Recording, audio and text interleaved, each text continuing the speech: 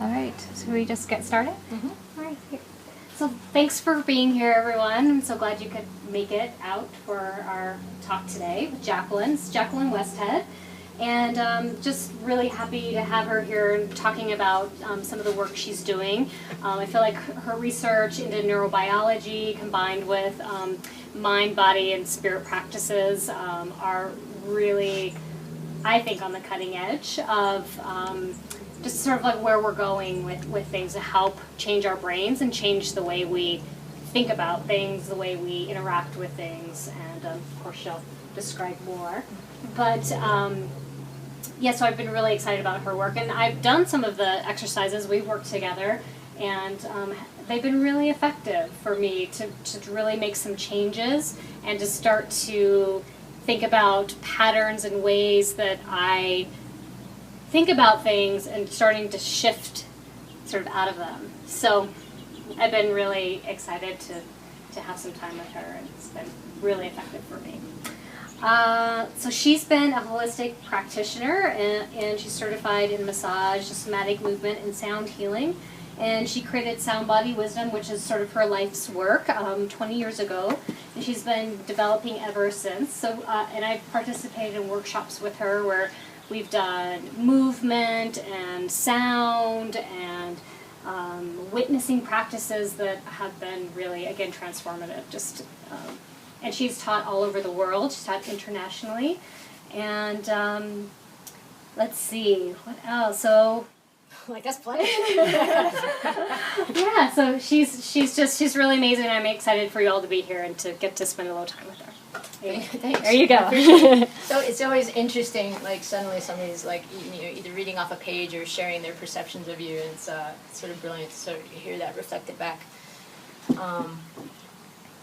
There's so much to share, and so my intention with you here today is to keep it cohesive, so that staying to roughly 30 minutes, then we can sort of jam and talk a little bit and get a little excited about it. And I'm sure everybody is, because we're all so unique, everybody's always in a different place in their life. Even when we're in utero, the events that happen in our mother's womb start to change who we are, right? Our genetics change who we are. As soon as we come out of the womb and the conditioning and the things that happen, we are each uniquely beautiful, our own intricate maps. And that keeps going throughout our lifetime. And the piece that I'm super excited about is, if you're connected to listening to anything, like even if you read CNN or something, you're constantly hearing about, the latest brain research, or like they're saying that, if you buy this, your brain does, it's nonstop. We've put Tibetan monks in, functional MRI machines, and this is your brain on meditation, this is your brain on buying things, this is your brain on joy. And to a certain degree, there's merit to that. But we have gotten super geeked out, probably in the last 20 years, an exponential explosion of ability to look further into this like 3-pound mass that dwells up in our skull. And that came with better ways of looking into our brains. So functional MRI was sort of the best clarity breakthrough that we have, because what it does is, people have this idea, it's like, they say your brain lights up here. It doesn't actually, it's not measuring electrical activity, it's not really lighting up, it's measuring the oxygen flow to the brain. There was a cool researcher, and I'm terrible with names, so I probably will not, I could find any name that you want from something I say through looking it back up. But he created a fulcrum, a table, and laid a patient on there, and had him do like puzzle solving to see, because we need more blood flow to our brain for it to work, and the more we ask it to work, the more blood flow and oxygenation. And his head would increase, like the weight would increase from the blood flow change. Oh. So a small exercise in our, very like infant beginnings of saying what is the brain doing, but we definitely see that we can measure blood flow activity. So a functional an fMRI, a functional magnetic resonance imaging machine, basically when you're in that tube that, I'm sure you've heard people doing it, where you lay really still and it's a bit claustrophobic. It uses magnetic resonance because when you have more blood flow, that actually it's the oxygenation in the blood it changes the magnetic resonance. So you're going to see different activity based on this resonance. So now that we can geek out and look inside the brain, they put people in there for like an hour and show them pictures of politicians. They show them pictures of products. They show them pictures of children. They try to create a mean average of, well, this is what happens in people's brains. It also allows us to see when there's aberrations in the brain. And what I'll say is that it's really, really, really super cool. And like anything, it's not hard and fast. It's just scratching the surface. But it's given us insight into the fact that what was a long-standing belief was that I think after about age 7, we had this belief that our brains weren't growing and changing anymore. That was it. You did the learning when you were young, and I'm sure each of us has either heard this or thought this or know people that say this, like, that's it. You can't learn anymore. Like, when you get older, it's like you're done. It's it. But this thing called neuroplasticity, it's saying that, no, actually, the brain, whether you want it to or not, is changing day to day, moment to moment. Your brain is changing listening to me talk. When you make eye contact with somebody and even just my brain is doing so much looking at your face, making sense of your eyes, your ears, and putting things in place. And it's both taking in the stimulus of the moment here, the information I'm getting, but it's weighing it against all my memories, all my collected experiences. That's the reason why you can show sort of an incomplete picture of a face, and we fill it out, we see the face, or words when there's missing letters. The brain is insane how complicated, the best scientists can't build something that's as complex as the brain up here. And it's only 3 pounds, but it's basically all these layers kind of put on top of each other. If you spread it out, I believe it's 60,000 miles of, yeah. Still checking. 60,000 miles of nerve fiber. Wow. 60,000 miles of nerve fiber, right here. Wow. And each of us has different sized brains, and it's changed through evolution, the size of it. We've got the deeper, like, sort of reptilian brain, and we have the newer parts of the cortex, right, that has grown on as we've changed. The more complex movement of the animal, or the being, the more complex the nervous system in the brain to accommodate this. So we have sometimes you hear we have 80 billion nerve cells, we have 100 billion nerve cells. I heard we have a trillion nerve cells. So basically we don't know, but we have a crazy ton of nerve cells in the brain. Everything that you do is composed by the activity of the brain. And some people are like, what's the brain, what's the mind? And it's kind of like, what's the soul? We hear different responses to this. The one I liked the most was that the mind is sort of the collection of your memories. That mind is more taking the information that is laying in the brain, the networks of the brain, and this is what makes the mind. There's an emerging field with all this crazy neuroscience in the last 20 years called psychoneuroimmunology. And Johns Hopkins on the East Coast, the National Institutes of Health, they're putting lots of money and time into this to research basically things that I feel I've known in my life since a very young age, but that mind-body practices like yoga or meditation or mindfulness practice influences your biology, your health. Like that there's a very measurable way to do this. It's not sort of this woo-woo, oh yeah, that yoga stuff, but come on, give me some hard science. And it's like, well, actually this is hard science, the direction we've been able to go. So if you doubted it as just feel-good stuff, which is sort of interesting because feel-good has a tangible effect on the body. So what they're saying, is that when and I don't know if you've heard this, but Obama has committed it's called the Brain Initiative. If you go on the White House's website, I think it started in the last couple of years, but committed like $300 million for the next 10 years. And I know there's other countries also to study the brain. And they say because Alzheimer's has become what they call now an epidemic, right? Other forms of dementia. And they're saying we need to understand what's going on. Why is this happening in the brain? But along with that, understanding the brain helps to sell stuff to consumers. It helps to make a better soldier, someone who can go into war. There's you control the mind, you control the actions. And the research I've done, even in sort of how we form habits and how we sell to people, oh my God, they've been doing the best marketing ever for, even before the past 20 years, like the last 100 years, selling Pepsodent to us, whether it's toothpaste or cereals, knowing that if you put a human face on a cereal box, and if that child makes eye contact, just direct eye contact with that figure on the box, makes that kid want that box more. So if you ever go down the cereal aisle, take a look and see how, like, the eyes, the pupils tend to be looking down for the young child in the aisle at the grocery store. They know how to make a hit song on the radio. You think it's just, well, I just like it. Oh, well, there's so much more to it. They have discovered what makes you like a song. What lights up in your brain that's familiar, and how do they sandwich that between other familiar songs to make you like it? It's incredible. So there's a great deal of manipulation, and that's awesome. They've harnessed that.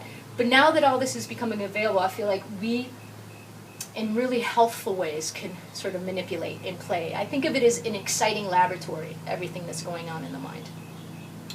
So back with the psychoneuroimmunology, basically saying that things like laughter yoga, mindfulness practice, asana practice, breathing exercises, they see that it creates a sense of contentment, joy, or well-being in the mind.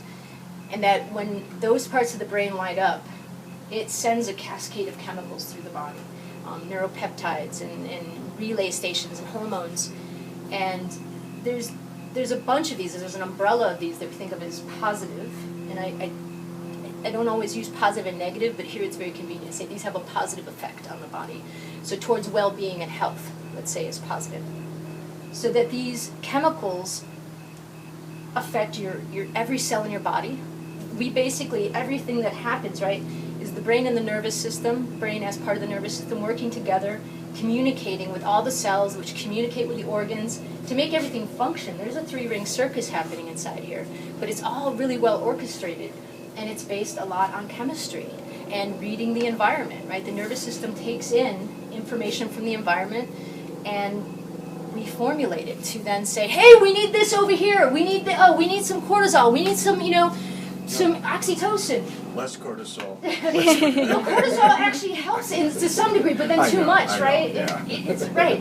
So for some of us, yes, less cortisol, because the accelerator pedal is a used metaphor, right, for the stress response. So exactly, these things are happening. It's like, how do we know if it's too much or too little? But this is constantly happening. There's a communication circus happening on inside that is absolutely amazing. And when in balance, there's more optimal health. There's more effectiveness of the system working. And we see when these positive cascades are happening, an ability for the immune system to be more effective, for the organs to really be doing their job.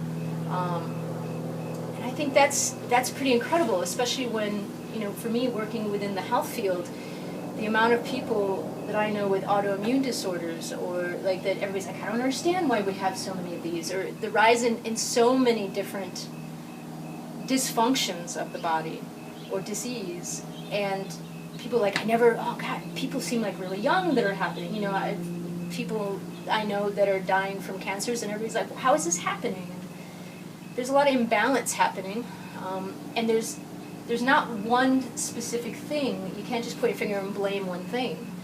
And I'm trained in nutrition, food nutrition, and I would probably say that the nutrition of our thoughts and our mind, it takes precedent over what you put in your mouth.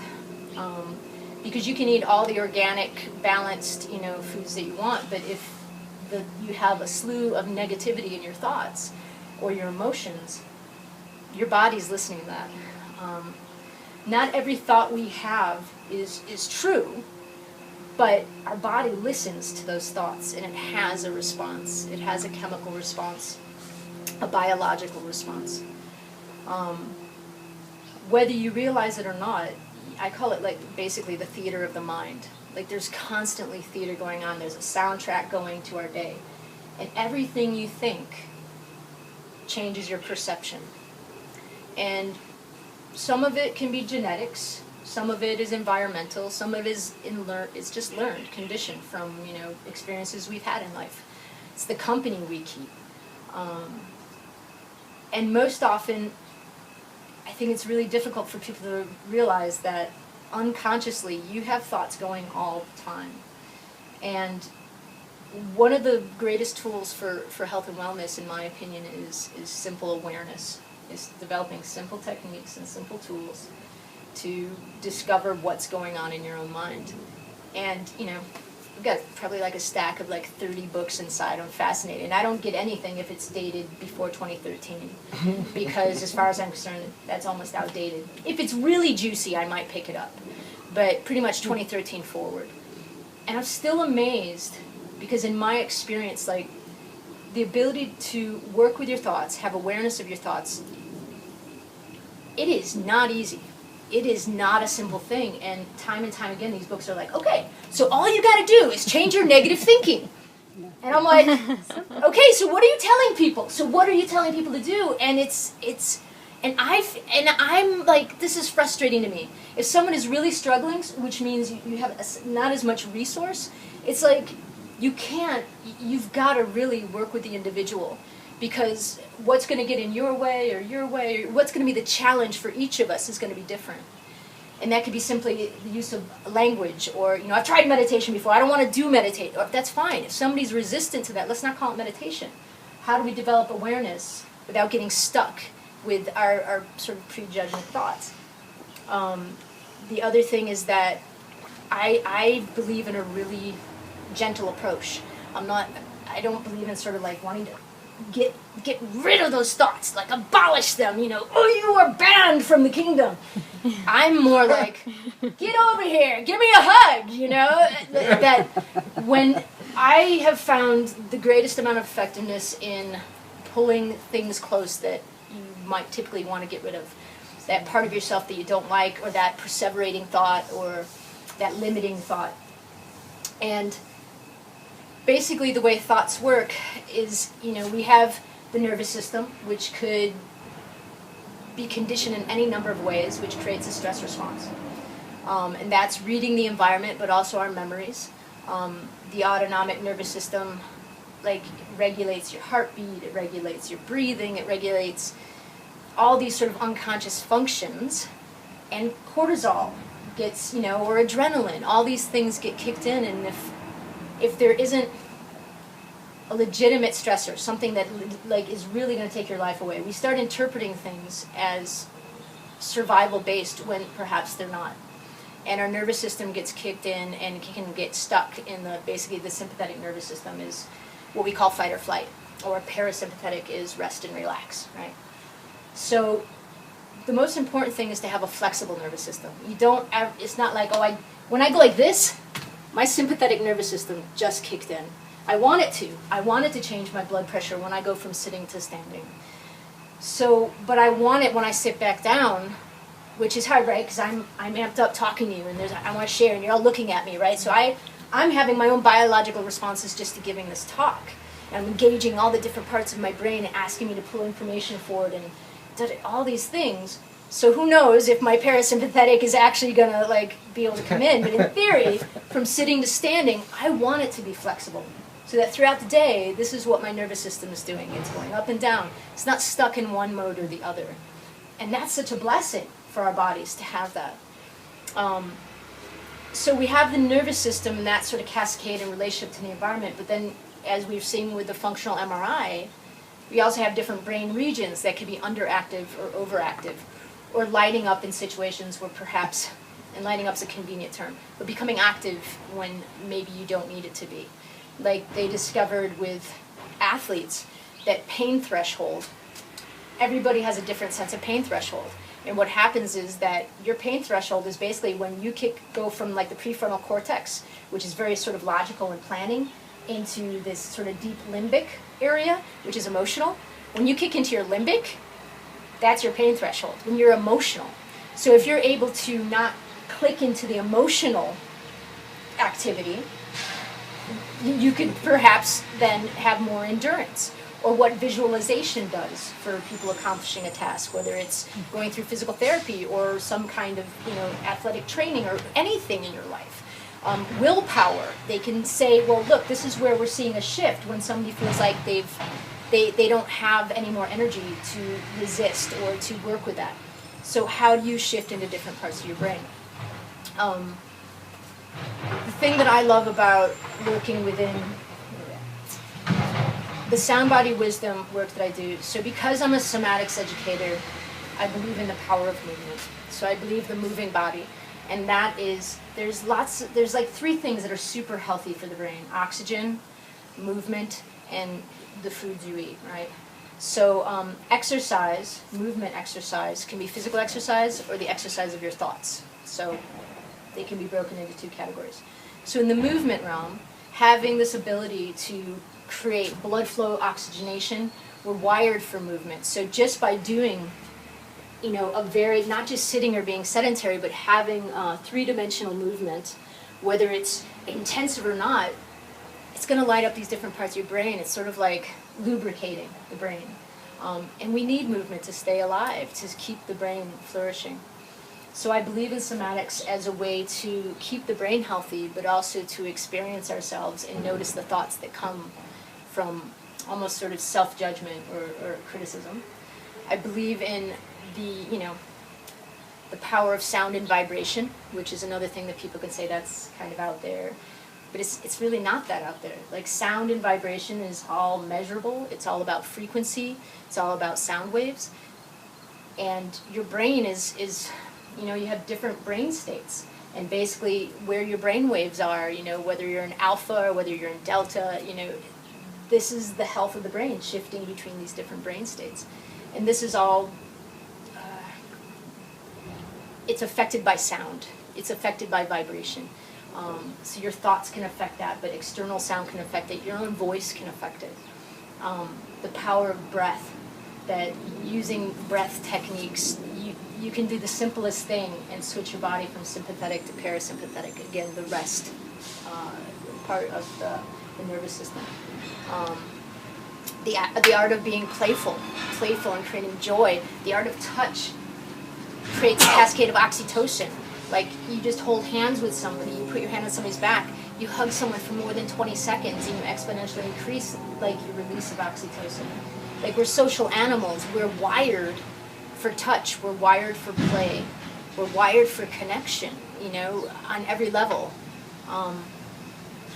So there's all these factors. So a lot of times in my workshops, I'm bringing in all these different modalities, just sort of waking up and enliven the entire system. The thing I've been super excited about is something I'm calling biomapping. And I've been doing work with it around PTSD, so more intensive stress response. And the thing I was fascinated, I had found out somewhere, is that emotional responses, and I don't know if this is true, I read it in a couple different places, but I have no idea how they can really measure this. They say it takes about 90 seconds for basically like an emotion to sort of fire through the brain. And I was like, I dig that. I like that. There's something that I resonate with that. And I was like, okay, so what if somebody was having a stress response, whether it was PTSD or if it was just a very strong reaction that they have to a typical stimulus, whether it's traffic or an interaction with somebody that gets them going and they have an immediate response. What would happen if you were able to take that short amount of time, whether it's 90 seconds or in that ballpark, and say, let yourself fully have that? You're almost kind of putting just a little bit of boundary on it, saying, okay, fully have that rage, fully have that fear, let it just move through you like a tidal wave. And now, because the brain is made, and we have, it's all based on neural circuitry. So we have synapses and ways that all the neurons, you've heard, a brain that wires together, fires together. You ever heard that term? It's a little more complicated than that, but basically you have all these neural pathways. And a habit, which we all we have to have habits, like you driving here if you've been for, brushing your teeth. You're not thinking of every step. You have a neural habit going on. Basically, the cue is the toothbrush or the time in the evening, and your pathways start firing, and you know what to do. You know the mechanics. You know to open your mouth. You know do this. Same with flossing. It takes coordination. So we are basically a sum total of our thoughts, which is connected into all this neural circuitry up in here.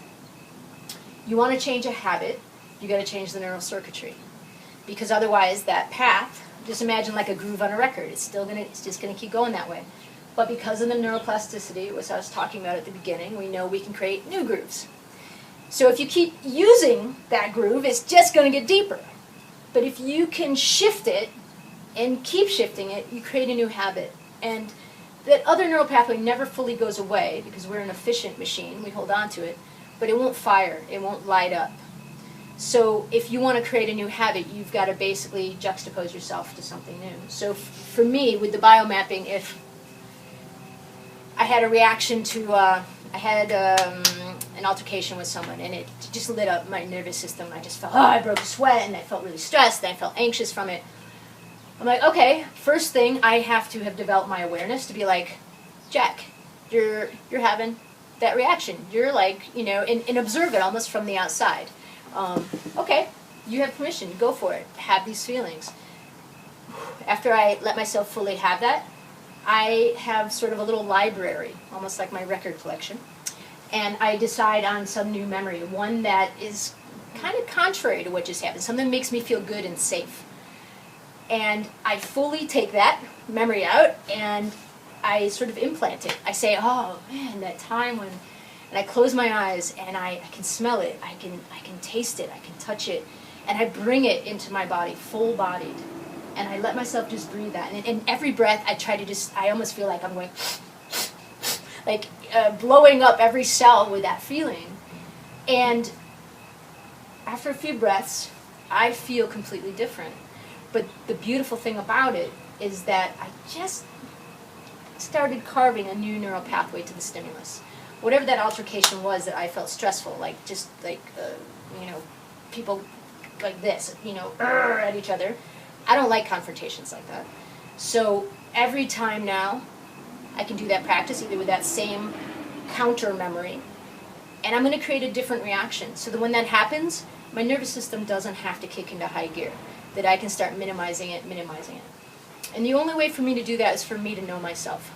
Like, I am my own laboratory. I have to be invested in developing awareness, noticing what my habits are, because so many of them are running behind the scenes, right?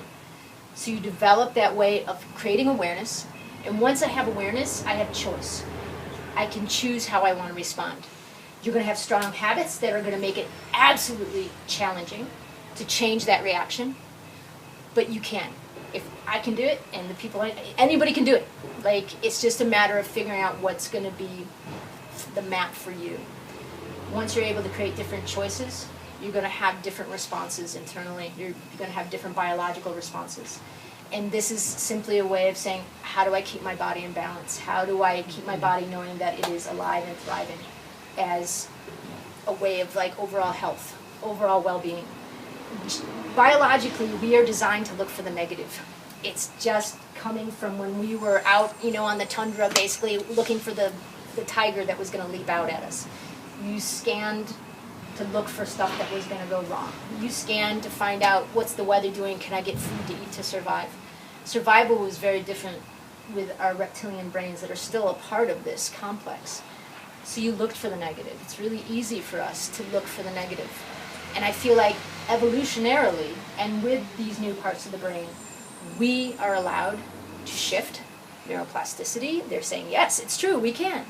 So how do we shift and look towards the positive? How do we say, all right, I can use visualization, I can use brain tools to actually have more energy in my life, to have more joy in my life, have more overall health, which might mean less chronic pain. It could mean any number of things, digestive problems, even something as simple as that. When your nervous system's kicked in, you're not sending as much energy even digesting your food. Migraines, skin issues, you name it. It can all be traced back to stress. It's not always the one cause, right? Again, I don't believe there's one thing that you can slap on something. We are a composite of our lives, of our family, of our experiences. But we get to choose how we live. And we are not at the mercy of our thoughts that, like riding a bike or playing an instrument, it's a little awkward at first to work with awareness. And when I did this like 15 years ago, it's like I pretty much committed my everyday and living moment to it. Because it was sink or swim for me at the time. I was in such a state. It was like, it's either this or I leave the planet. And so you don't have to be in a place of desperation to say, I can shift my awareness of this. I can do this. And people are like, that sounds exhausting. I'm like, at times it will be. But the payoff is for a lifetime. Because you never lose it. Just like if you didn't ride a bike for 2 years, you can generally get on it and wobble your way through it or feel great. But it is yours. And the thing I think is amazing is that you can get insights from books or hear what I'm saying, but I think it's really finding an ally or finding a way that you can discover what's true for you. Because it's going to be knowing what are your obstacles, what gets in your way, what is your unique life map, and so that you start playing with that. And it is play too. It's not all work. To me, there's such a joyful experience of learning this about yourself and saying, you know, there's an empowerment to creating awareness, making new choices, and then being able to transform. And if you feel like my life is perfectly as I want it to be, then great. Like, mazel tov, like beautiful. If you feel like there's ways I would like to grow or shift or I'm feeling inhibited anywhere, you can make shifts in them, and that is yours. And nobody can take that away from you. The power of this brain is infinite. The potential is ridiculous. And it's just there for you to tap into it. And it can be overwhelming, but small steps, and you just keep seeing these little windows, and you run with it. It's like it starts snowballing. It's pretty incredible.